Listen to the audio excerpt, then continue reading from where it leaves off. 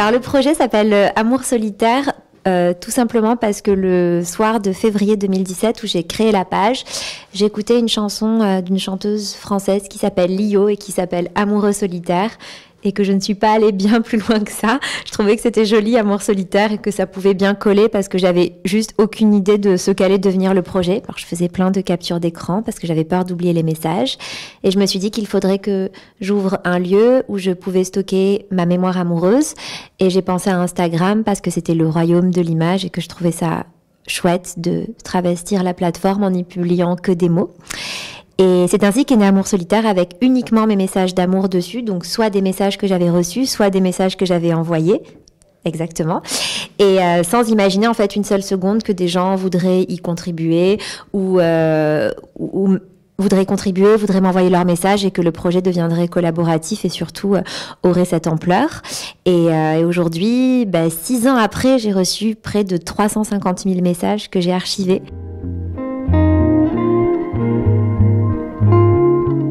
Je suis très heureuse aujourd'hui qu'Amour solitaire existe sur plein de supports différents et surtout avec une approche à chaque fois éditoriale qui est différente. Ça, c'est surtout ça qui est précieux et important pour moi. D'abord, il y a une matérialisation du projet en livre. Parce que je suis une littéraire, donc je pense que j'aurais pas pu couper court à ça. Il y a eu d'abord les 2 premiers romans Amour solitaire qui étaient des romans épistolaires d'un genre nouveau, composés uniquement de messages qui m'avaient été envoyés sur Amour solitaire et que j'ai fait se répondre les uns avec les autres pour recréer une histoire d'amour.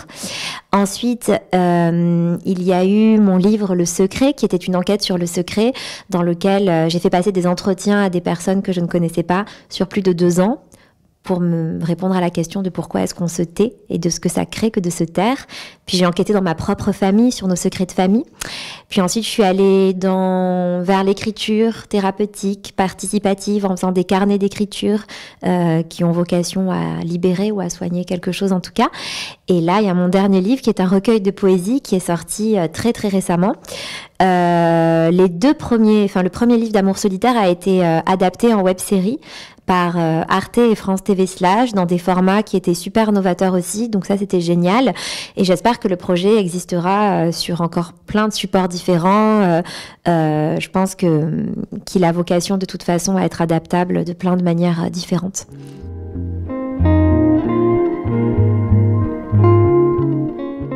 C'est intéressant comme question. Alors déjà, dans tout ce processus, lâcher le bébé a été plus facile parce que la série a été produite par une de mes meilleures amies.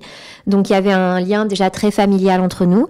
C'est pas moi qui ai écrit la série, en fait, c'est un scénariste qui a écrit la série à partir du livre. Par contre, j'étais là à chaque étape de validation pour dire si j'étais d'accord, pas d'accord, apporter mon point de vue, réécrire certaines choses. J'ai été là au moment du casting pour sélectionner les acteurs et j'ai été là au moment du tournage. Donc j'avais un peu une position de consultante qui au final m'allait totalement parce que c'est un vrai métier d'écrire une fiction pour l'écran. Ça n'a rien à voir avec écrire pour un livre et je pense honnêtement que j'aurais pas eu la compétence de le faire toute seule ou peut-être que ça m'aurait pris plus de temps. Mais pour moi, c'était très important ce moment aussi de lâcher le bébé, d'arriver aussi à faire confiance aux gens qui m'entouraient. Et je pense que de toute façon, les projets grandissent comme ça quand on s'entoure, qu'on arrive à se délester, qu'on arrive à déléguer, qu'on arrive à transmettre, on va dire, la passion qu'on a pour un projet à plein de personnes pour le bâtir tous ensemble. Donc, j'étais heureuse finalement de le lâcher, même si tout n'était pas parfaitement comme moi je l'aurais fait. Mais j'aime bien aussi que ça devienne ce que les autres ont envie que ça devienne sur des supports différents.